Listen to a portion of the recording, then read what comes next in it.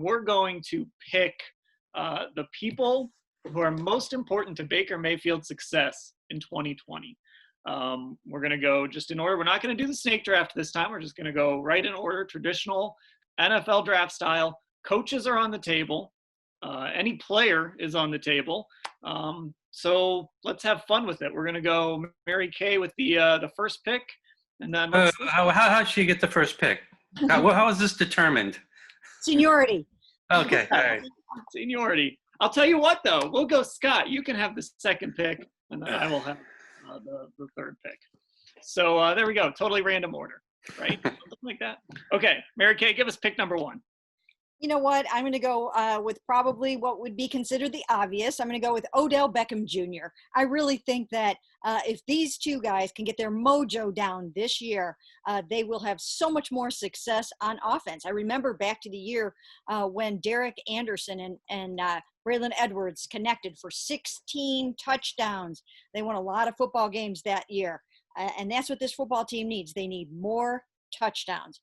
I mean, I'm going to go with Kevin Stefanski. I don't see how anybody involved in the Browns is more vital to Baker's success this year than Kevin Stefanski and the offense that he's bringing to the Browns and putting around Baker Mayfield.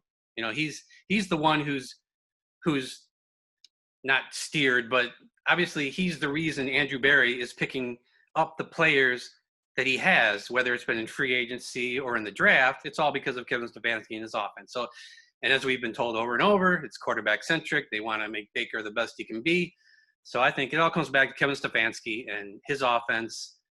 Assuming he's going to still call the plays, I think he's the choice. I think that I'm going to go at number 3. I'm going to follow Scott's lead. I'm actually going to take the new offensive coordinator. I'm going to take Alex Van Pelt. Now, obviously, I could have gone with a player here, and I have some players in mind that I think I can get later in the draft here. But I think Alex Van Pelt is important because he's working on Baker Mayfield with his footwork. He may end up being the play caller.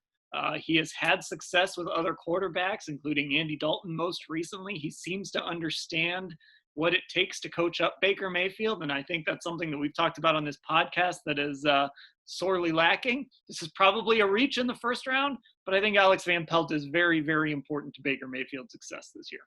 I am going to go with Nick Chubb with my second pick overall, because once again, in this run-oriented, play-action-based scheme, Nick Chubb is going to be the wind beneath Baker Mayfield's wings. They've got to be able to run the ball. They've got to run it well for the play-action to be viable and, to take the pressure off Baker. I just think Nick Chubb is going to be vital to his success. All right, Scott, number 5. You picked Kevin Stefanski in the first round. So who do you have at number 5 overall, second round pick? I'm going with Jedrick Wills, going with the offensive lineman. I could have gone with Jack Conklin, anybody on the end of the line, any difference on the end of the line compared to last year. I don't have the numbers in front of me, but I know that Pro Football Focus, looking at how many pressures quarterbacks ran themselves into. Baker, I believe, ran himself into 10 sacks.